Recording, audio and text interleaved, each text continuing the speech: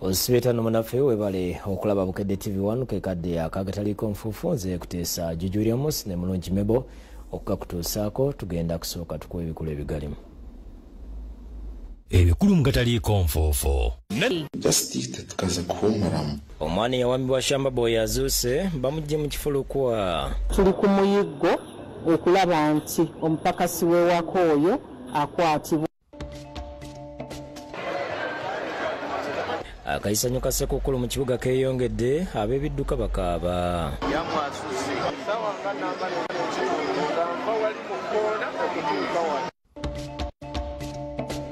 President Museveni yakuyeza abeerwengo n'ekyotera n'asuubiza okumalawo ekizibu ky'amazzi. Kubanga ekizibu ky'amazzi ekyakejuma kimanyi. Ebituukiddwako mu kisanja kino ekyennyaleemu abafunye mu PDM basanyufu. Ssente ziganyibwamu ziweereddemu abaana bange.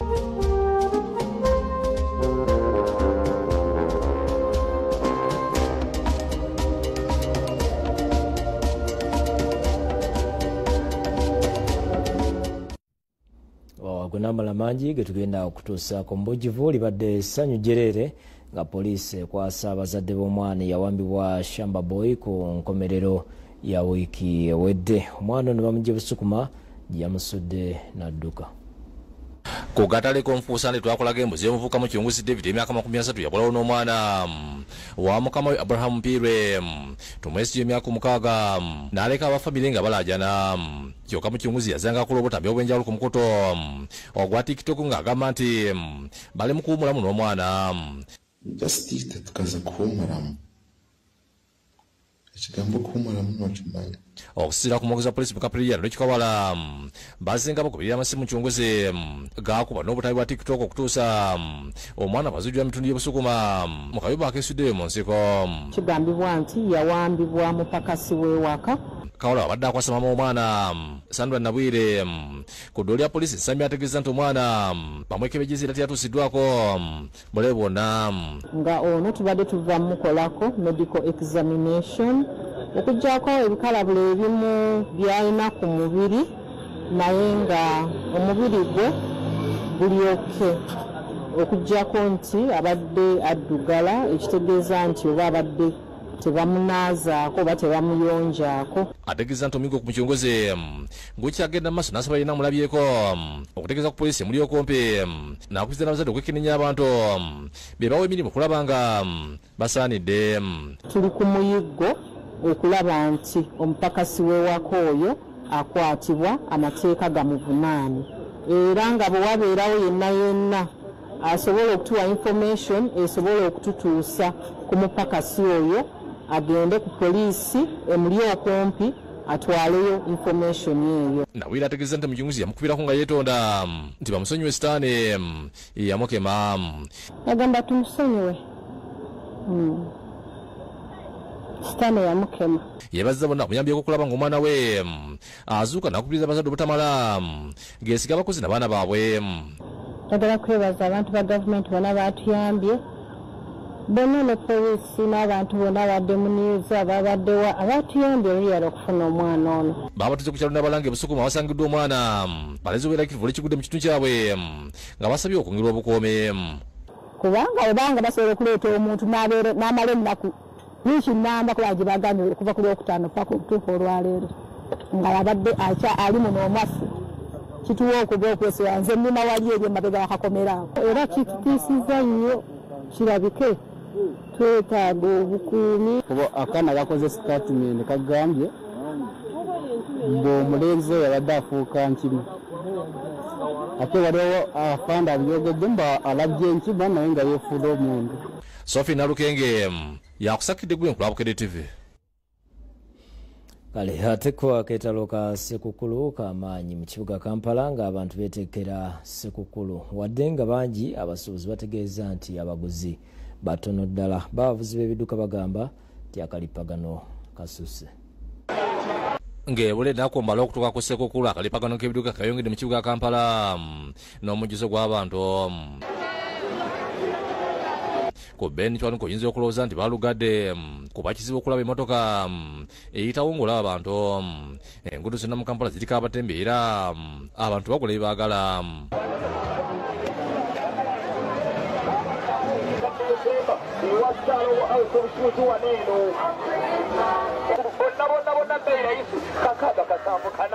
kyokka lwavuka abakola effujjo nga balina obuntu obaluka bwe balaba abantu abangi nga bawatulisa ekikanga.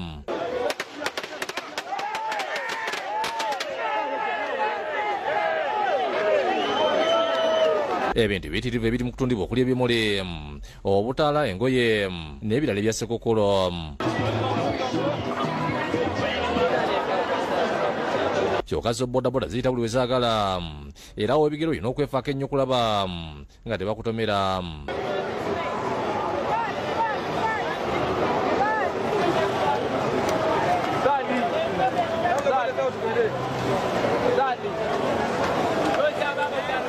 Ssente w'ekibiina ekigatta abagoba taxi ne bakondakita agira kiddiza ekindi ategeeza nti tebannayongeza bisale kuba abantu bakyali batono. Faffe nga abataxi olwaleero tukoledde kuwulira bino tetunaba kwongeza bisale taxi ne posita olw'ensonga abantu bakyali batono nnyo. Agambye nti akalipagano k'ebidduka kangi nnyo kuba abatembi bakomyewo nnyo ku nguudo ate ng'endala ziri mu kuddaabirizibwa. Ategeeza nti ku mulundi guno tebagenda kukkiriza abavuzi b'emmotoka okukyusa enguudo.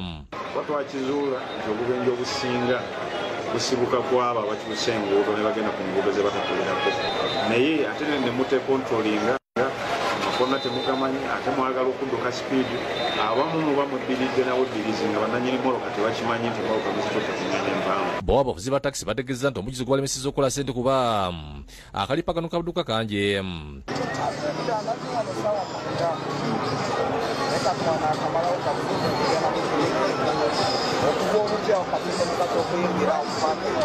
Mbere tutakupida olwali yamwasusi ennaku zino eza Krismasi tuyisa buli lwansonga ye ssente wa paaka ya bbaasi ya Kisenyi Tamino Saturday Muhwezi yagamba nti abantu bakyali batono mu paaka era tebannayongeza. Tewali essaawa zino ezisale tebongezeza kubanga n'abantu bennyini abetwandegambye nti twongezeeko ku ssente nabo abantu tebaliyo. So n'olwekyo temutya ebijje mulinye ebbaasi zammwe mugende mulye ennaku nkulu. Akubiriza abantu butamalagalya ebintu by'abantu byebasanze mu bbaasi kuba abamu babeera babbe. Abantu abo abasinga obungi balina ebigendererwa byabwe, batambula ne kalifoomu, amandaazi ago, keeka ezo, sooda ezo zebyebakuwa bibeera mu kalifoomu. Awo obudde abantu butatambula na ssente nkalu kuba kyabulabe eri obulamu bwabwe ensangi zino. Ssente tezibeerazo essaawa zonna bazitwala. Abo ababbi bayongera mu saayansa basalisa ne tiketi nabo ne beefuula abasaabaze. Bw'ataba budde abavuzi ba bbaasi okuwala okuvugisa ekimama n'okuwala okulya n'okunywa nga bavuga. N'obeera ku stayaring wano okutte sooda onywa, wano okutte ky'enkoko olya.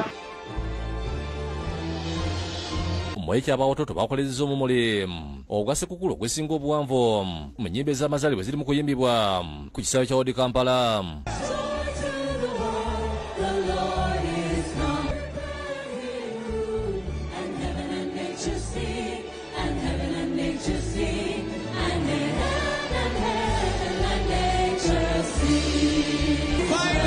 The star is yet to shine. 3, 2,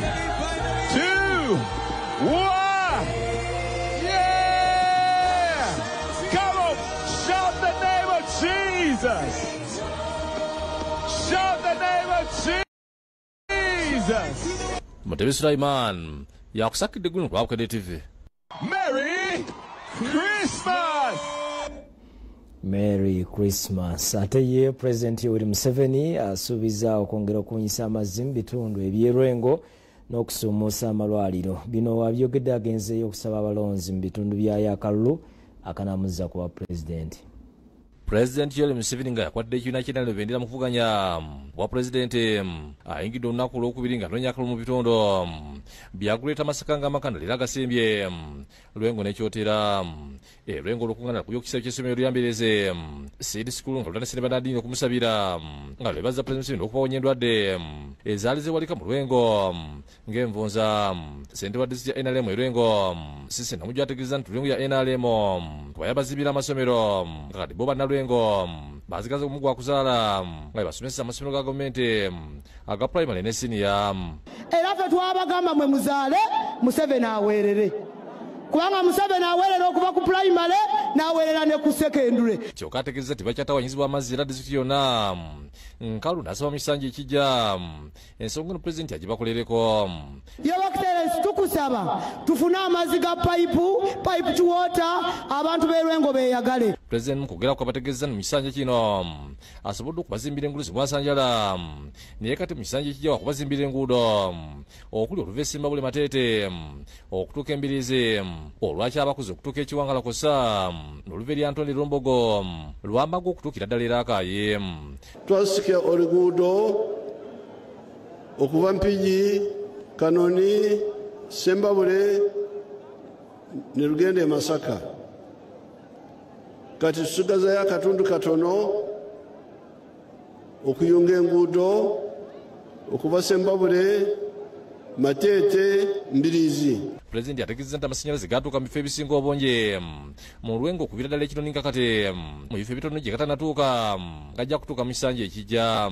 Amasannyalaze gasooka ne gatuuka ku district embuga enkole ya district bwe gabaawo gagenda ku magombolola kati gagenze magombolola 8 olwa magombolola 2 agatanafuna okuva mu fayiro eno bwengamba n'olwekyo abo gagenda kufuna nago agatanafuna amasannyalaze. Ebyenjigiriza byo biri bulungi era amasomero mayitirivu agazimbiddwa era kati amazzi amayinjo Pulezidenti Museveni abasuubiza okugalondoola nago gatuuke. Njagala kusaba Sise Namujuna n'ababaka ba Parliament batuule na Moses Byarahanga wa ofisi yange kubanga ekizibu ky'amazzi ekyakejuma nkimanyi. Asuubiza okusomesa amalwaliro agazimbibwa era eri mu kugula effuulibwa eddwaliro eddene erya disitulikiti. Olw'amagombolola gonna gagenda kuba n'eddwaliro oba lya Health Center 4 oba lya Health Center 3 ate Mukwago tugenda kulufuula District Hospital. Ensonga ezo Pulezidenti Museveni kwesigamira abasaba akalulu mu kisanja ekijja. Bye twogera si ngero si byakuyeeyiya bye bintu ebikoleddwa bye mwerabiddeko. Gwolabyeko yaani Bannalwengo batendedde Pulezidenti Museveni loleye nti tebamakasa nti ng'ennaku z'omwezi 15 omwezi ogujja bakumuyira obulolo. Mu Buganda Oweekitiibwa Pulezidenti Yoweri Museveni agenda kuwangulira waggulu. Lwaki abantu bategedde amazima amatuufu ngu NRM oba Pulezidenti yalina manifesito entuufu. Mmanyi ekyokukola mmanyi ekituufu mmanyi amanyi we gali era tubakakasa kyesobola okuziga okweri. Nga nsaba bannalwengo bannayuganda mwenna muveeyo tulonde Pulezidenti Museveni ebitundu 9 ku 10 kubanga alina byakoze ebirabibwako. Omukulembeze w'eggwanga wano e Lwengo era Pulezidenti tukakasa nti Lwengo agenda giwangula. It's very exciting and we are going to keep that momentum. Saabakunzi wa NRM bazibirira Nsuga Ssendi mu kwogera kwe asekeredde abali bagamba nti ekibiina ky'NRM tekirina buwagizi mu bendobendo eri e Masaka akasisanga ku mulundi guno bagenda okuwangulira waggulu. N'olwekyo neebaza bannalwengo abasuubiza nti bagenda kuwa Pulezidenti Yoweri Kaguta Museveni obululu obungi ennyo n'okusinga bwe yali abufunye. Pulezidenti oluvudde Eryantonde ayolekedde ekyotera okuyiga abayo ekyotera Pulezidenti Museveni olukungana lukuye ku kisabo ky'essomero kya St James nga abawagizi be we bakunganidde mu bungi. Mu kwogera kwa Pulezidenti Museveni abuulidde abantu b'ekyotera empagi kwe batambulira asuubiza okubazimbira ekibangirizi ky'amakolero nga kyakubayamba nnyo naddala mu kuwa abantu emirimu n'okuleeta ebinazi wano. Njagala kukola ng'eki kye nakola Mbale mu Kirabaawo kyenyagala kukola wano. Museveni asuubiza abantu b'ekyotera amazzi amayonjo okubazibira amasomero n'amalwaliro ng'emu ku ngeri y'okutumbula ebyobulamu ebyenjigiriza n'okubawa emirimu. NRM oye! NRM oye! Omusajja omukulu w'enkofiira oye! Abeesimbi ekyotera nga bukolemeddwamu Ajaluna Kiine Kasolo babulidde pulezidenti ng'abatuuze bino bali abasanyufu gyalolo enteekateeka okubakulaakulanya. Abantu b'ekyotera mmwe. The president is going to work on the Masaka Chotera Mutukula Road. Twogedde ku n'abakulembeze mu kibiina ky'NRM n'otunyonnyola ebirungi. Pulezidenti Museveni yakoledde abantu ab'ekyotera.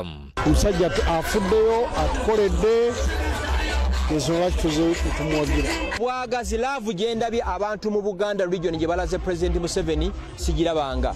Buli walaga osanga abantu nga batambula mayiro namba bali ku boda boda bagende banize President Museveni. From the turn up you have seen, what do you say?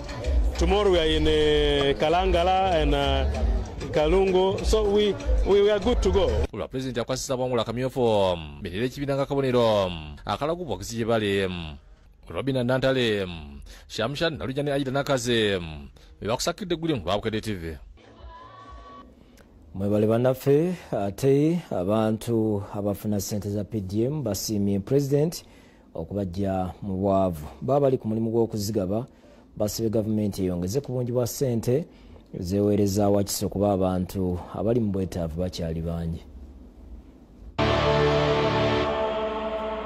Abantu ab'enjawulo mu disitulikiti y'e Wakiso baganyuddwa mu nteekateeka ya PDM eyatongozebwa President Museveni mu mwaka gwa 2022. Sifa Basirika omusuubuzi mu katale Kayunga yeebaziza President olwa pulogulaamu eno kuba yafuna akakadde k'ensimbi era nti kamukoledde nnyo kuba omudaala gwe yagujjuza ebintu era ne bakasitoma beeyongera obungi. Naye neebaza gavumenti, neebaza NRM okumpa akakadde k'ensimbi tekiba kisoboka. Basobola n'okunyongerayo endala n'ennyongera era ssente eziganyiddwamu ziweereddemu abaana bange. Ye Elizabeth Nakabiri omusuubuzi w'ebyennyanja agamba nti y'omu ku basooka okufuna omukisa gwa ssente zino kyokka nti zimuyambye nnyo kuba zaazaala ng'aweererako abaana n'okwebeezaawo. Asimye President Museveni olw'okulabira ewala n'aleeta PDM ebayambye okweggya mu bwavu. Neebaza pulezidenti waffe omulungi Pulezidenti Museveni okutwongeramu amaanyi bizinensi zaffe n'atuwa ssente za PDM zaatuuka bulungi ku gurawundi era bizinensi yange nigiraba. Bo abalunzi b'embizzi bategeezezza nti ssente zino zibakoledde nnyo okulaba nga balunda ebisolo bye basobola okutunda amango ne bafuna ssente ez'okwebeezaawo. Nalinawa embizzi 2 n'engenda n'engula embizzi endala 4 nafuna akakadde kamu kanyamba ensonga nti nayongerako ku biyumba byange eby'embizzi kanyamba nengulamu embizzi enkulu era nezaala mu kuzaala abaana abo kakati bajja kusasula ebbanja ebyo. Okuwagira muzeeyi y'ensibuko y'okuva mu bwavu.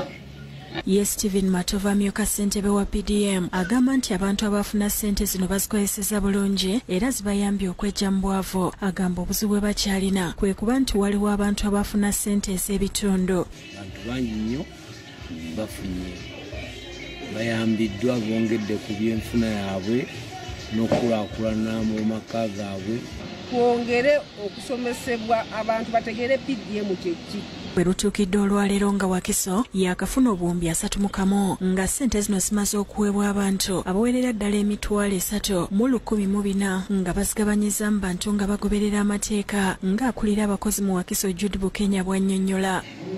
Waliwo enjawulo mu maka gaffe ag'abantu abo abaavu naye nga tetusaba gavumenti etuyambeko nti emiruka gyaffe minene nnyo girina aba households oba amaka g'abantu bangiko.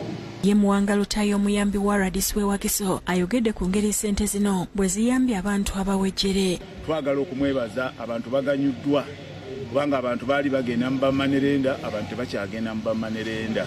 Omutesitesi omukulu mu ofiisi ya President Haji Yunus Kakande ayogedde ku nsonga lwaki Pulezidenti yaleeta pulogulaamu eno okulaba ng'abantu abali mu mbeera embi bafuna kye bakola. Abantu bakozemu ebibayamba bangi naddala abakyala bafuniddemu ddala omugaso okusobola okukolamu obuntu bwabwe bwakolamu abamu ne balunda enkoko, abalala ne balunda ensolosole ez'enjawulo, abalala ne bagula obulume bw'ente ne babukuuma. Agumiza abantu abali mu miruka emigazi nga pulezidenti bw'agenda okubongera ensimbi. Esente ezo nze ngamba nti ziyambye nnyo, ate pulezidenti atugamba nti ajja kuzongerako zive kakadde zirinye zigende waggulu.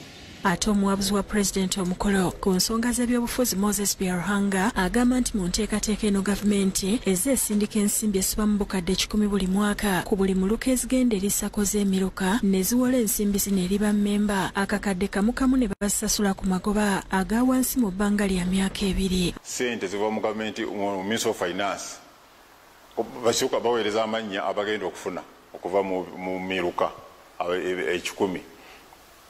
Gavumenti neweereza ssente ku ssimu z'abo abantu, ssente zigenda ku bagiyita wendi account e mobile, oli n'akuweereza ssente ku ssimu yo.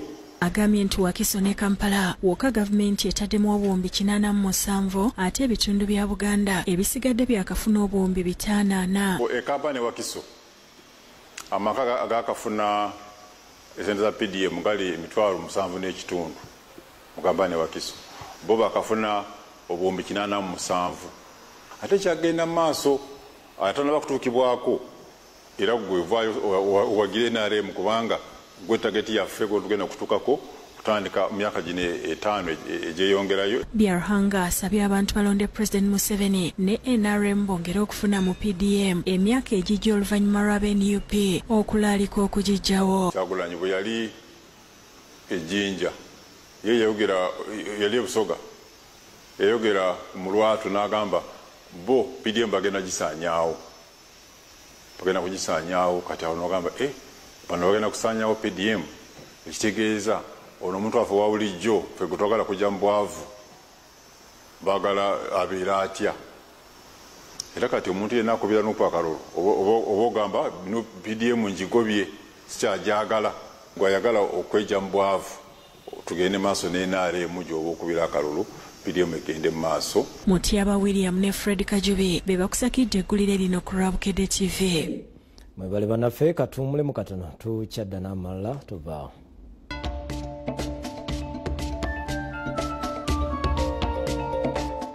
Kulikayo mu kumulamu okwo bwe tweyongerayo n'amalala, minisita w'ebyenjigiriza n'emizannyo Janet Museveni asabye abavubuka okukubiriza bannaabwe okwenyigira mu kulonda ate n'okukuuma eddembe. Okwogera bino abadde ku mukolo gw'okusabira kwatongoleza ekibiina ki Bakaana Bamasaaba Association ku kisaawe Kololo. Minisita w'ebyenjigiriza n'emizannyo First Lady Janet Museveni yeetebye ku mukolo gw'okusabira kwatongoleza ekibiina ki Bakaana Bamasaaba Association ku kisaawe Kololo. Thank you for the First Lady who supports anything to do with Jesus. President wa Bakaana Bamasaaba Association Irene Wanguzi anyonyidde ekirowoozo ky'ekibiina kino ng'ekyava n'engeri gyekiyambye abaana abali mu masomero. Building on the government's gains, this initiative is our pledge to support the Ministry of Education and Sports. Ategeeza nti ebizibu by'omwoloosi byetaaga ebisukka ku nteekateeka nga ensonga lwaki baategeeza olukuŋŋaana lw'okusaba luno. We are hope where despair had settled and a force quiet in wisdom, loud in advocacy, and that's what we stand for. Omuteesiteesi wa Bakaana Bamasaaba omulamuzi Catherine Bamugeme yeebazizza Maama Museveni olw'okwagira eddeene nga kati buli muntu asaba mu Lwatu awatali kwekweka. The Bakaana Bamasaaba Association Chibina kino kye Bakaana Bamasaaba is very grateful to you, Mai, kyasanyukire nabisiiwe Mai, for allowing us to stand on this historic ground to give glory to God, to pray together, and for helping us to achieve this. First Lady mu kwogera kwe yeebazizza omulamuzi Bamugemereire ne mukyala Muwanguzi olw'omukolo guno n'ategeeza nti wakati mu kusoomozebwa ng'eggwanga n'obugwenyufu emikolo nga gino egy'okusaba gijjoke gisobola okuyamba okutereeza emitima gy'abantu okukola ekituufu. I think there is no better way to speak to our young population in this season than a prayer rally like this one, which invokes God's power and goes beyond our words. I therefore thank you for thinking of this prayer rally in this season. I appeal to you as peace-loving Ugandans to speak out and advocate for everyone, both young and old, to reject this politicking that promotes violence. Please take on the role of advocates of peace and unity. Fasiredi ategeeza mukasira kanako kunonya akalulu avuka bakozesebwa nnyo bannakigwanyize okwonoona enguudo amalwaliro amasomero n'ebirala era nga bino tebikozesa bikozesa bokabula bikozesa wamu eggwanga ategeeza nti eggwanga limaze emyaka 40 nga lirina emirembe obukuumira obutebenkevu nga bino bisaanye okukuumibwa ennyo era nasaavuka okulonda obulungi okusobola okukuuma ebituukiddwa ku myaka 4 gavumenti ya NRM gyemaze mu buyinza. I always state that Uganda is the only place on the face of the earth we will ever call home. You are young and have a world of opportunity ahead of you. Protect the interests of the nation because these interests affect each one of us. Bw'ati akubiriza abavubuka okukubiriza bannaabwe okwenyigira mu kulonda ate bakuume eddembe. Do not allow yourself to be a tool of someone's political agenda. Question the motives of those who entice you into violence. Sharon Nabasiri yakusakidde gwe ku Lwabukede TV. Balinyo Sharon ate ye akwatidde NUP bendera okuvuganya ku President Robert Kyagulanyi Ssentamu atalaaze Kalachi ne Kabera Maido nga asagula akalulu abasabye okumulonda asobole okubakomezaawo akatale ka Pamba.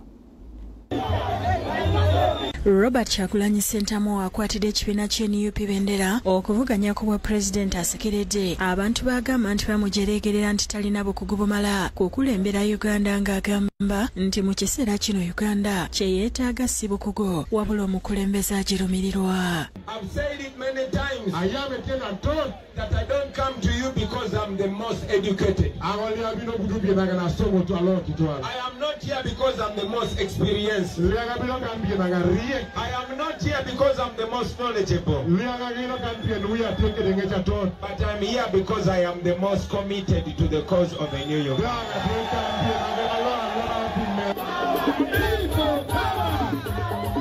Kyagulanyi agamba nti naye akimanyi bulungi nti si y'omu ku bannayuganda abasinga obuyivu abamanyirivu era abateeketeeke naye ekimuwa obuvumo kwe kuba nti Uganda emuli ku mutima era asabye abantu okumwesiga. I also know what to do especially for the young generation who are the majority. Bino abyogeredde mu disitulikiti y'e Kalachi ne Kabera Maido gy'asiibye ng'atalaaga ebitundu ng'anoonya akalulu akanamutuusa ku bwa pulezidenti akunze abantu okujjumbira okulonda kwa bonna okunaabirawo nga 15 January omwaka ogujja ate bakuuma emirembe okwewala okulabibwa ng'abamenyi b'amateeka.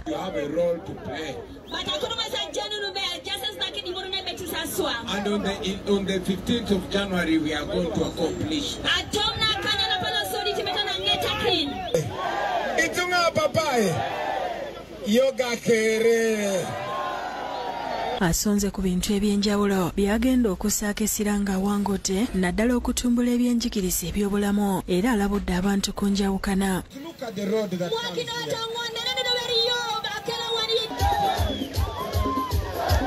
Gy'ayisa abantu bakwatiridde ku makubo n'abasaba okumulonda bakomezewo akatale ka Pamba. They have destroyed all the cash crops including cotton that used to be. Yeeyongeddeyo mu kabuga ke Otuboy ne Apapai nabo n'abasaba okumwesiga bamulonde. You know the schools where your children go. The teachers are not paid. Bw'avudde Kalachi agenze mu disitulikiti y'e Kabera Maido nga laale yagikubye ku ssomero lya Kabera Maido Township Primary School bannakibiina ne bamusiima olw'okugenda mu kitundu kyabwe. The people have spoken and we know next year we shall do it.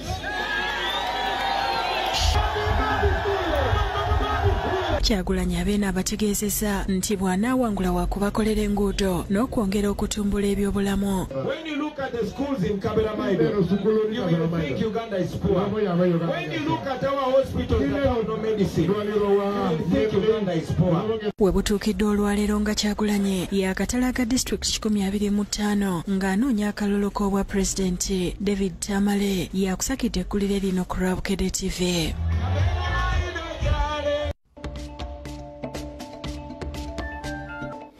webale kubeera naffe mu malala. Ssaabasumba yaseze kuliira Kampala Paul Simogerere asabidde eggwanga okubukalamu emirembe nga tusemberedde akalulu ka bonna omwaka ogujja. Abyogeredde mu bimuli bya Bulange bw'abadde akulembeddemu okusaba n'okuyimba ennyimba za Ssekukkulu. Nga tusemberera okutuuka ku mazaalibwa ga Yesu Kristo, obwakabaka bwa Buganda butegese okusaba n'okuyimba ennyimba z'amazaalibwa. Bakulembeddwa mu kwaya ez'enjawulo okuli n'ekitongole kya Kabaka okuva mu Eklezia.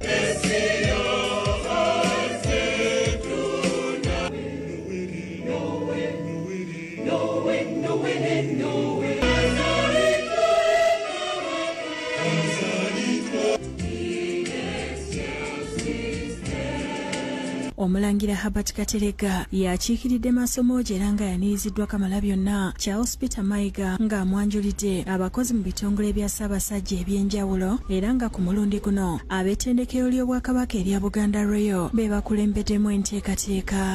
Okusaba kukulembeddwa Ssaabasumba w'essaza ekkulu erya Kampala Paul Ssemwogerere nga bw'abadde ayigiriza asabye abantu okwekuumira ku Katonda kiwa mirembe era n'asaba abalina okudduukirira abali mu bwetaavu. Tukubirizibwa okuyamba bannaffe abali obubi abatalina ke balina okubajuna. Tukubirizibwa okubeera ab'ekisa, okubeera abasaasizi. Awo nno kyewuunyisa okulaba ng'ate mu budde buno obwandibadde obwaffe okubeera abasaasizi ate tufuuka abalabe n'abannaffe. Ssaabasumba asabidde eggwanga okubukalamu emirembe mu kiseera kino ekyakalolo n'avumirira n'ebikolwa ebyaba ebyokwerinda by'agamba nti byafujjo n'asaba amateeka gakole awatali kusosola. Amateeka agafuga okulonda gasaana gabe nga gakwata ku buli omu awatali kusosola oba okuttira kubamu ku liiso.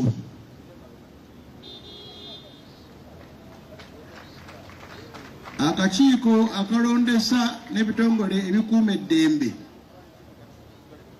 mu budde buno kamanye nti katunuuliddwa nnyo okulaba nga abantu ba Uganda balondera mu ssanyu mu ddembe mu bwenkanya. Ssaabasumba akomekereza asabira abakulembeze b'eggwanga okuviira ddala ku pulezidenti. Njagaliza pulezidenti wa Uganda wamu n'amaka ge emirembe.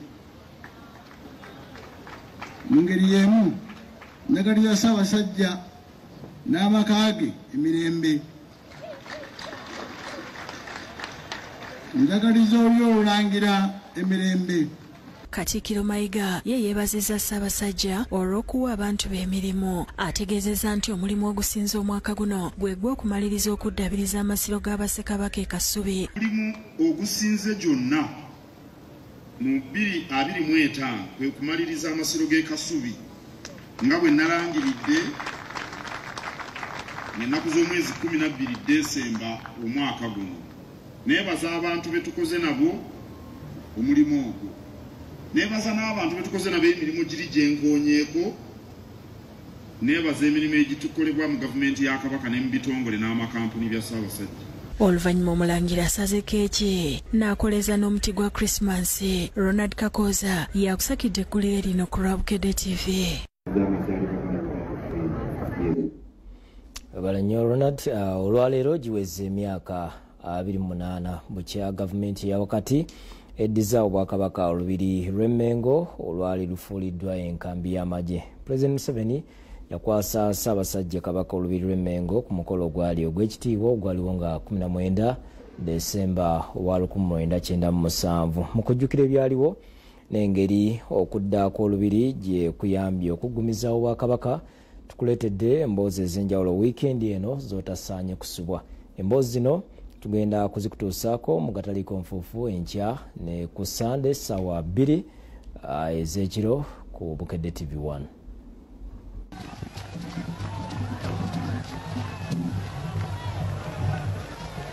Olunaku olwaleero nga 19 ogw'Ekumi 1997 lunajjukirwa mu Bwakabaka bwa Buganda kubanga oluvannyuma lw'emyaka 31 egiyise gwe Yoweri Kaguta Museveni wasitukiramu n'ogenda n'olwana era nga okuwaanako olwaleero tugenda okulaba ebibala nga okomyawo olubiri luno eri Ssaabasajja Kabaka wa Buganda.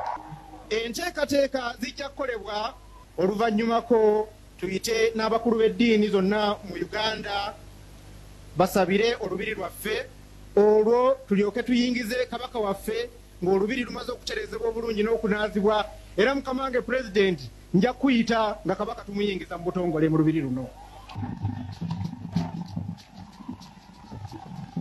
Nyabo, Your Excellency, the Vice President, olunaku luno lukulu nnyo era lwa byafaayo si mu Buganda yokka wabula ne mu Uganda yonna okutwalira awamu.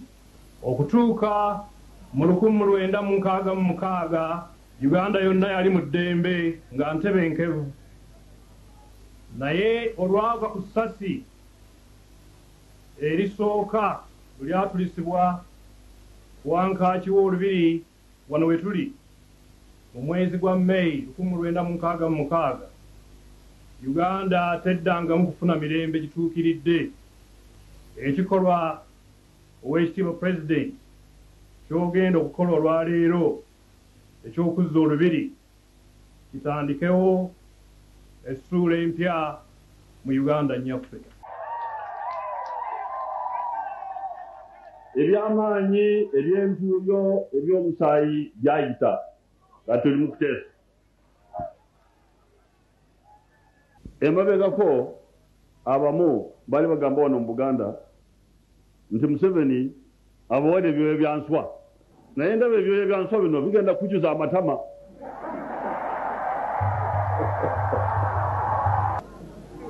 Kale okudira obulange n'odira olubiri n'odira mayiro za kabaka n'odira obwakabaka His Highness atudde wano bonna n'ogamba nti ebyoya byanswa kyetaagisa bakutwale butabika bakukeberemu.